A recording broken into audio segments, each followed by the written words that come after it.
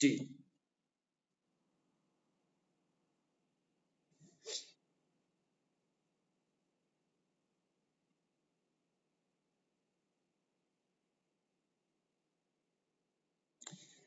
जैसा कि मैंने पहले ही कहा, जमीन की शॉर्टेज विश्व में 7वां रैंक हमारा होने के बावजूद 2.4% ही पूरे धरती का लैंड भारत के हिस्से आया।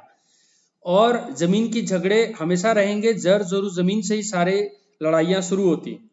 इसके लिए सरकार क्या करती है, समाजवाद लाना जरूरी है, सबके पास जमीनें बराबर होनी चाहिए। 9th शेड्यूल सरकार ने बनाया ही इसलिए था। हिमाचल में भी Himachal Pradesh land revenue act, Himachal Pradesh tenancy reform act, vesting and utilisation act, ये सारे कानून क्यों बनाए गए, ताकि सरकार जिसके पास ज्यादा लैंड हो उससे लैंड लेकर जिसके पास कम लैंड हो उसको दे सके। यही बातें लैंड टेनेंसी रिफॉर्म एक्ट में लिखा गया है। और लैंडलॉर्ड को पैसे से मुआवजा मिल जाए, गैर मौरूसी, मौरूसी, ये सारे अधिकार हैं। लेकिन जैसा प्रधान जी ने बताया, मुझे बहुत अच्छा लगा कि किसी के पास बिल्कुल ही जमीन नहीं है, लैंडलेस है, तो ऐसे के लिए नौतोड़ का स्कीम होता है। और नौतोड़ के तरह कई और जमीन के स्कीम होते हैं, जिसमें हम क्या करते हैं, जो लोग मेहनती हैं, जो लोग खेती करना चाहते हैं, जो लोग किसान की तरह मेहनत करके धरती से फसल उगाना चाहते हैं, उनको हम एटलीस्ट कुछ बंजर कदीम और कुछ वरानी दोयम दे देते हैं। यानी कि उस बंजर जमीन में वो मेहनत करके और वरानी दोयम में वो मेहनत करके वहां पर कुछ करे, अपने लिए लाइवलीहुड के लिए खेती करे। और कुछ लोग सरकारी जमीनों पे जो गलत तरीके से बैठ जाते हैं जंगल की जगह पर, 30 साल तक के बाद वो कहते हैं ये जमीन हमारी हो गई। तो मैं बता दूं कि जरूर 30 साल तक सरकारी जमीन पर बैठने पर अगर सरकार ने कोई स्टेप नहीं लिया तो by way of adverse position वो आपका हो सकता है। लेकिन इसको Mukesh versus union of India ने, ऑनरेबल सुप्रीम कोर्ट ने कहा था इस कानून को खत्म किया जाए, क्योंकि बहुत बड़ा वर्ग देश में, इस असम में आपने देखा गोलियां चल गई, असम के चीफ मिनिस्टर साहब, और जो बॉर्डर है हमारा मेघालय, वहां पर भी गोलियां चल गई। जमीन को लेकर बहुत बड़ा प्रॉब्लम हो जाता है। इसीलिए सरकार बहुत सेंसिटिव है। सरकार time to time regularisation policy चलाती है, उसको आपको फुलफिल करना पड़ता है। आपको क्राइटेरिया दिखाना पड़ता है कि मैं बिल्कुल लैंडलेस हूं, मैं सरकार के रेगुलेशन पॉलिसी का बेनिफिट लेना चाहता हूं, इसके लिए पट्टा मुझे सरकार अगर देती है तो मैं ये वादा करता हूं ये जमीन किसी को आगे नहीं दूंगा, आगे देने पर ये जमीन मुझसे सरकार फोरफिट कर सकती है। मैं ये भी वादा करता हूं इस जमीन पे केवल जिस पर्पस के लिए सरकार मुझे दे रही है मैं इसके अलावा कोई काम नहीं करूंगा।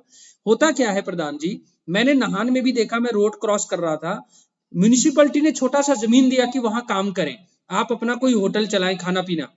मैं खुद नाहन से क्रॉस करते हुए मैंने म्यूनिसिपैलिटी से लड़ाई करते हुए देखा, तो वो एक सरदार जी थे। अब वो क्या कर रहे हैं, उस छोटी सी जगह से उनका पेट नहीं भरा, नीड के लिए सरकार है, ग्रीड के लिए नहीं है, लालच के लिए उन्होंने अपना पूरा टब्बर बांध के टेबल टूबल लगा के उसको होटल ही बना दिया, हाईवे होटल। अब म्यूनिसिपैलिटी वाले आए तो वो उनसे झगड़ रहे हैं। मतलब कि ये जो ग्रीड है इसका तो आंसर नहीं है। नौतोड़ में कुछ लिमिट तक आपकी फैमिली को देखते हुए आपको चीजें दी जाती हैं। अगर आप उस पिताजी के पास बहुत जमीन है, आप चुप रह के झूठ बोल के दूसरी जमीन लेते हैं, तो सरकार वो आपसे वापस लेने का हक रखती है। और आप लोगों को ये भी बताएं, सरकार के पास इतनी ज्यादा पावर है, रादर ये सरकार की ड्यूटी है कि जो गैर कानूनी तरीके से जमीन पे बैठा है, तो सरकार पूरा गणित लगाती है कि अगर ये मैंने किराए पे दिया होता तो इससे मुझे कितना पैसा मिलता, ये सारा पैसा उससे लिया जाएगा जो उस जमीन पे गैर कानूनी तरीके से बैठा।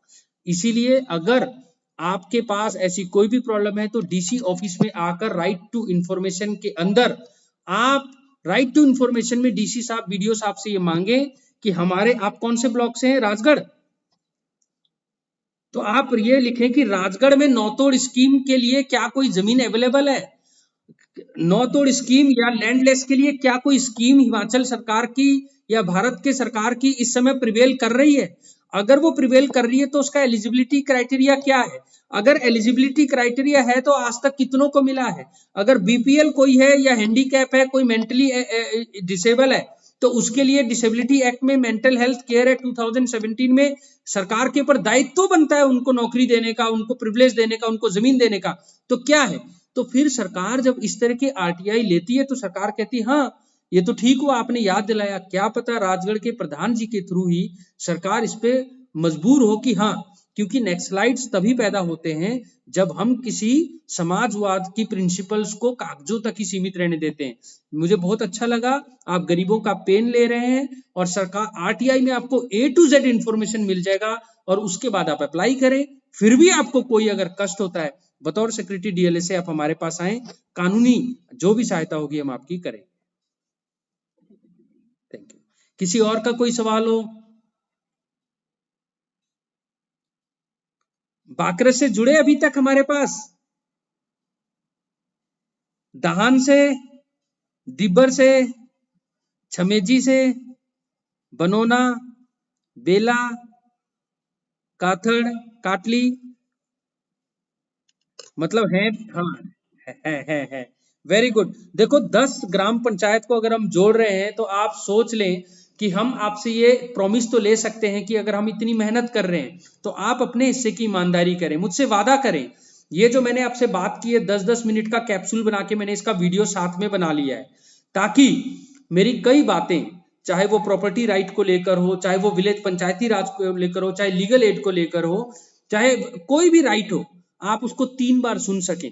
लोगों तक पंचायती राज के, जो आपके पंचायती राज इंस्टीट्यूशंस में आपके ग्राम सभा के मीटिंग्स होती हैं साल में 2 बार, उनमें आप ये वीडियो चलाएं। डीएलएस सिरमौर को आप सब्सक्राइब करें। आप सबके पास स्मार्टफोन है। डीएलएस से सिरमौर, सिरमौर से जुड़े हुए 545 गांव के सारी प्रॉब्लम, चाहे वो बर्थ एंड डेथ सर्टिफिकेट को लेकर हो, सरकारी जमीन को लेकर हो, नौतोड़ को लेकर हो, पतियों के भी कोई अधिकार है या सारे अधिकार पत्नियों को ही दे दिए हैं, दलितों के ही सारे अधिकार है या जनरल कैटेगरी को भी प्रोटेक्शन है, कई सारे सवाल आपसे रोज जनता पूछती है, क्योंकि आप जनता के प्रतिनिधि हैं।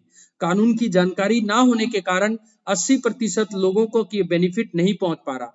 638 लाख करोड़, ठीक सुना आपने, 638 लाख करोड़ पिछले 5 साल के से पहले का मैं आपको बता रहा हूं, ये वेलफेयर प्रोजेक्ट का पैसा सरकार दे रही थी। तो वो पैसे गांव, हम 6.7 लाख गांव में रहते हैं, हिमाचल 90% गांव में रहता है, तो ये पैसा आप तक पहुंचे आपके। आज हमारे सिरमौर में दृष्टि बाधित आलोक जी आईएएस ऑफिसर बन गए, नहीं बने क्या? हमारे सिरमौर नाहन से वो आईएएस ऑफिसर बने, क्योंकि जब हम उनको भी जोड़ेंगे अपने साथ, हमने उनको चिट्ठी लिखा है। आपकी नजर में भी कोई ट्रांसजेंडर, कोई जिसको हम कहते हैं किन्नर बोल देते हैं, तो ये किन्नर बोलना, दलित बोलना ह्यूमिलिएटिंग है। हरिजन, बहुजन, ये सब ह्यूमिलिएटिंग है। हमें अपने माइंडसेट को बदलना है। इस देश में एक ही धर्म है और वो है संविधान का, वो सबसे ऊपर है। बाकी सारे भारतीय दंड शाखा, हिमाचल कानून उनसे नीचे। आप मुझसे वादा करें, आप 5 लोगों तक ये बातें पहुंचाएंगे और वीडियो सब्सक्राइब करेंगे। बोले, करेंगे आप ये सब? धन्यवाद। आप सबसे अलविदा लेता हूं और भगवान आप सबको खुश रखे। धन्यवाद।